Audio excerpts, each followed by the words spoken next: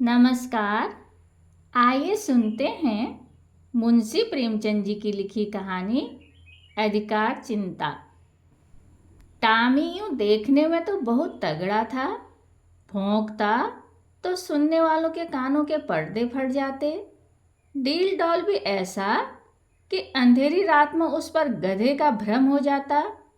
लेकिन उसकी स्वानुचित वीरता किसी संग्राम क्षेत्र में प्रमाणित न होती थी।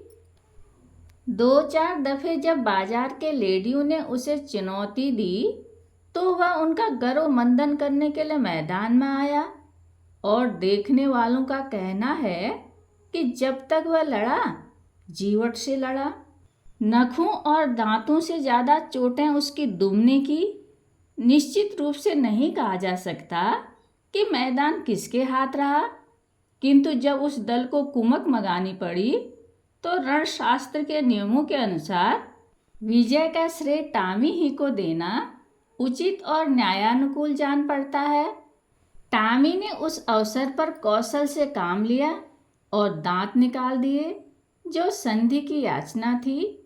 किंतु तब से उसने ऐसे सन्नीति विहीन प्रतिद्वंदियों के मुंह लगना उचित न समझा। इतना शांतिप्रिय होने पर भी टॉमी के शत्रुओं की संख्या दिनों दिन बढ़ती जाती थी। उसके बराबर वाले उससे इसलिए जलते थे कि वह इतना मोटा ताजा होकर इतना भीरू क्यों है। बाजारी दल इसलिए जलता कि टॉमी के मारे घुरू की हड्डियां भी न बचने पाती थी।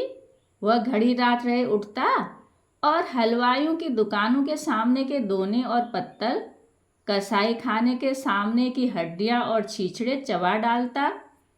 अतएव इतने शत्रुओं के बीच में रहकर टॉमी का जीवन संकटमय होता जाता था। महीनों बीत जाते और पेट भर भोजन न मिलता। 2-3 बार उसे मनमाने भोजन करने की ऐसी प्रबल उत्कंठा हुई कि उसने संदिग्ध साधनों द्वारा उसको पूरा करने की चेष्टा की। पर जब परिणाम आशा के प्रतिकूल हुआ और स्वादिष्ट पदार्थों के बदले अरुचिकर दुर्ग्रह वस्तुएं भरपेट खाने को मिली, जिससे पेट के बदले कई दिन तक पीठ में विषम वेदना होती रही, तो उसने विवश होकर फिर सन्मार्ग का आश्रय लिया। पर डंडों से पेट चाहे भर गया हो, वह उत्कंठा शांत न हुई। वह किसी ऐसी जगह जाना चाहता था जहां खूब शिकार मिले। खरगोश, हिरन, भेड़ों के बच्चे मैदान में विचर रहे हों और उनका कोई मालिक न हो। जहां किसी प्रतिद्वंदी की गंध तक न हो। आराम करने को सघन वृक्षों की छाया हो, पीने को नदी का पवित्र जल। वहां मनमाना शिकार करूं, खाऊं और मीठी नींद सोऊं।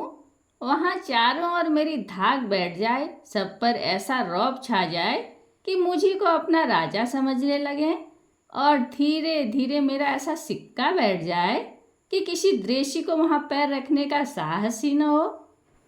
संयोगवश एक दिन वह इन्हीं कल्पनाओं के सुख स्वप्न देखता हुआ सिर झुकाए सड़क छोड़कर गलियों में चला जा रहा था कि सहसा एक सज्जन से उसकी मुठभेड़ हो गई। टॉमी ने चाहा कि बचकर निकल जाऊं, पर वह दुष्ट इतना शांतिप्रिय न था। उसने तुरंत झपटकर टॉमी का टेटुआ पकड़ लिया। टॉमी ने बहुत अनुनय विनय की, गिड़गिड़ाकर कहा, ईश्वर के लिए मुझे यहाँ से चले जाने दो। कसम ले लो जो इधर पैर रखूं।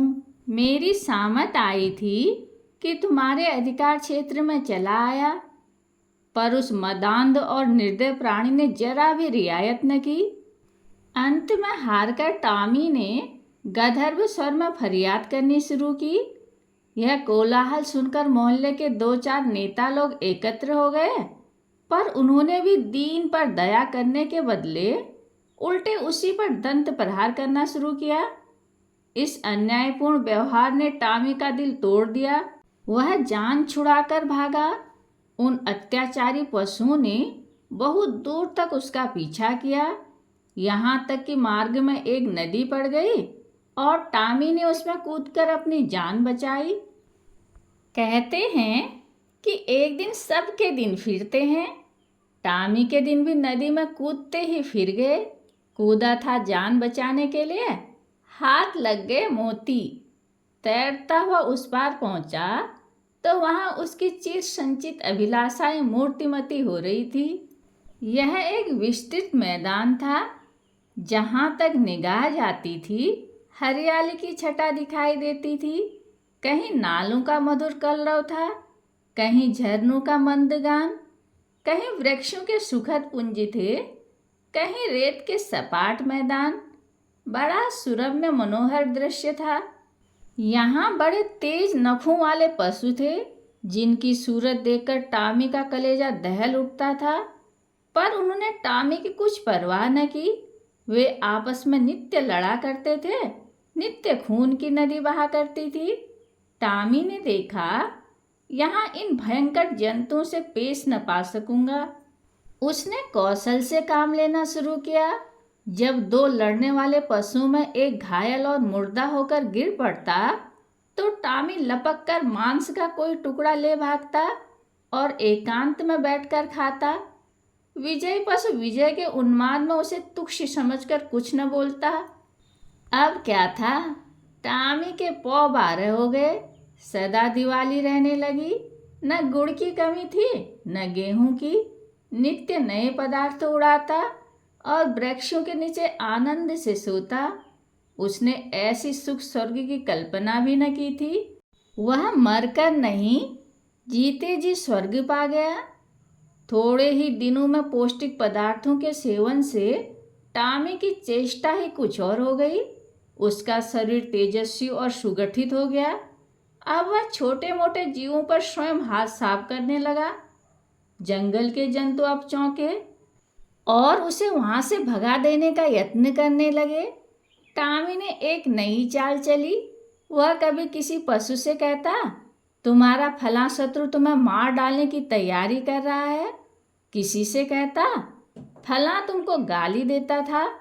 जंगल के पशु उसके चकमे में आकर आपस में लड़ जाते और टॉमी की चांदी हो गई। अंत में यहाँ तक नौबत पहुंची कि बड़े बड़े जंतुओं का नाश हो गया। छोटे मोटे पशुओं का उससे मुकाबला करने का साहस न होता था।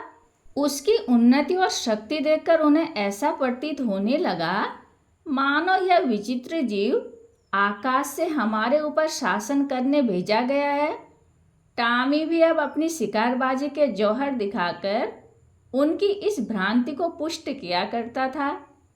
वह बड़े गर्व से कहता, परमात्मा ने मुझे तुम्हारे ऊपर राज्य करने के लिए भेजा है। यह ईश्वर की इच्छा है।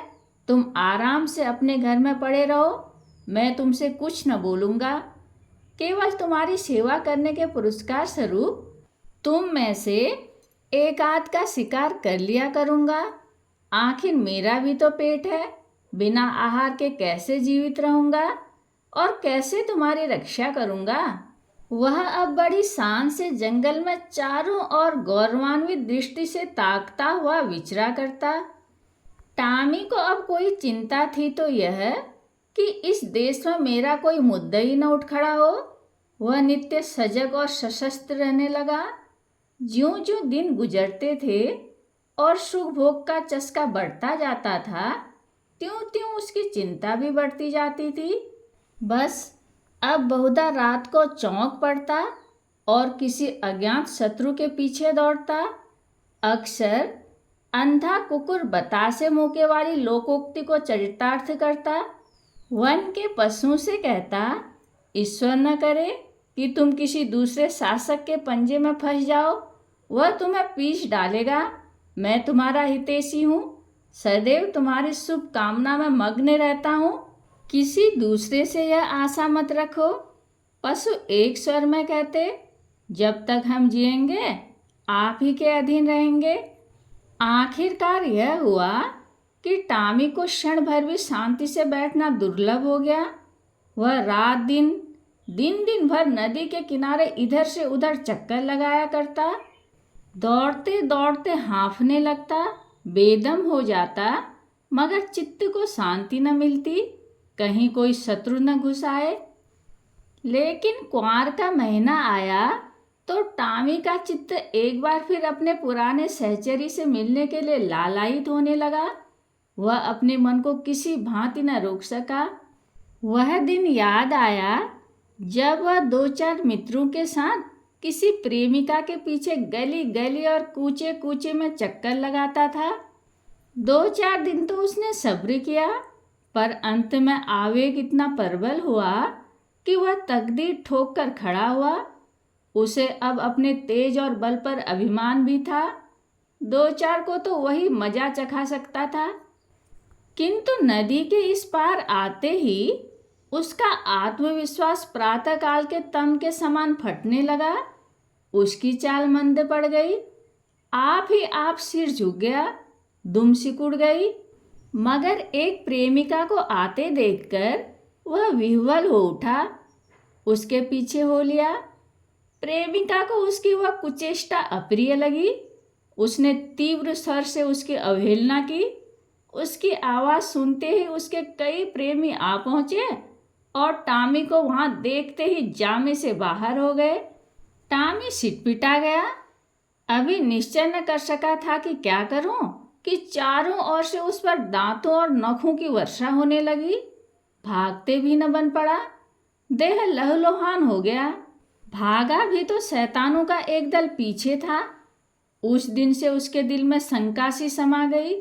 हर घड़ी यह भय लगा रहता कि आक्रमणकारियों का दल मेरे सुख और शांति में बाधा डालने के लिए, मेरे स्वर्ग को विध्वंस करने के लिए आ रहा है। यह शंका पहले भी कम न थी, अब और भी बढ़ गई। एक दिन उसका चित्त भय से इतना व्याकुल हुआ कि उसे जान पड़ा शत्रु दल आ पहुंचा। वह बड़े वेग से नदी के किनारे आया और इधर से उधर दौड़ने लगा। दिन बीत गया, रात बीत गई, पर उसने विश्राम न किया। दूसरा दिन आया और गया, पर टॉमी निराहार निर्जल नदी के किनारे चक्कर लगाता रहा। इसी तरह 5 दिन बीत गए। टॉमी के पैर लड़खड़ाने लगे, आंखों तले अंधेरा छाने लगा। क्षुधा से व्याकुल होकर गिर पड़ता, पर वह शंका किसी भांति शांत न हुई। अंत में 7वें दिन अभागा टॉमी अधिकार चिंता से ग्रस्त जर्जर और शिथिल होकर परलोक सिधारा। वन का कोई पशु उसके निकट न गया। किसी ने उसकी चर्चा तक न की। किसी ने उसकी लाश पर आंसू तक न बहाए। कई दिनों तक उस पर गिद्ध और कौवे मंडराते रहे। अंत में अस्थि पंजरों के सिवा और कुछ न रह गया। कहानी सुनने के लिए धन्यवाद।